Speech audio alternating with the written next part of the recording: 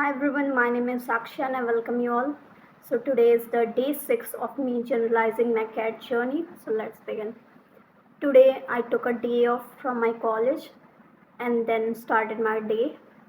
Firstly, I solved two RC passages from the VRC section, and then secondly, I watched one lecture from the Quant section.